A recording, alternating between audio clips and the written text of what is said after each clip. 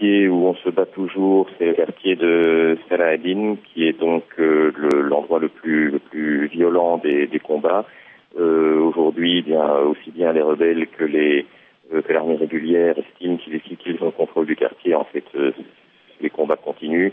Den Pierre Piccina huet hënd an enger Klinik vum Quartier Tariq al-Bab zu Aleppo iwwernuecht. Senger Menung no ass 12 vun den afverwenste Gefechter tëcht Rebellen an der Armee zënte haut de Moie stark geklomm. Les images qui me marquent le plus, mais de manière extrêmement éprouvante, c'est ici à l'hôpital les ambulances qui arrivent tout le temps, parfois des pick-up, des voitures qui débarquent des corps, des gens, aussi bien d'ailleurs des gens de l'armée syrienne libre que des blessés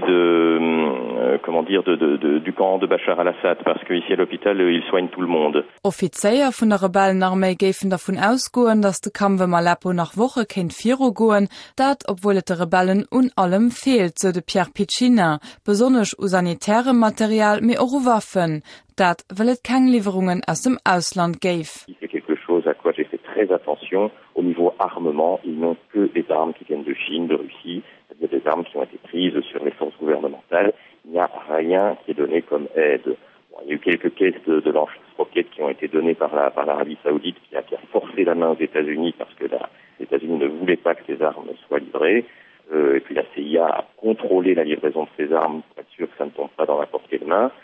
Et c'est l'Arabie Saoudite qui a fait le forcing. Et c'était que quelques caisses d'armes anti-char, c'est tout. Wat halen Serer vum Verhalen vun der internationaler Communautéit? En ce qui concerne l'idée des gens, que ce soit les gens dans la rue d'ailleurs, ou même les gens un peu plus avertis, comme les intellectuels, les médecins que je côtoie ici à l'hôpital, ou les personnes de l'armée syrienne libre ou du Conseil national syrien que j'ai rencontré, qui parmi les dirigeants, tout le monde est assez d'accord. On n'attend plus rien de la communauté internationale. Vom Friedensplan vum UN-Beauftragte Kofi Annan geif kein méi Appes erwerden, och wat méigich internationale Sanktionen ugeht, wird Hoffnung gering, nachmol den Pierre Piccina. Même les hauts gradés de l'armée syrienne libre, le général Mustafa al-Shik, qui est le haut commandant du Conseil supérieur, je l'ai rencontré en Turquie, donc me disent clairement que ils savent que les États-Unis, pour le moment, l'Europe préférait que Bachar al-Assad reste au pouvoir et remette de l'ordre dans ce pays plutôt que de prendre le risque d'aller vers une inconnue. Seng egen Erschätzung wie so den Pierre Piccina weiter,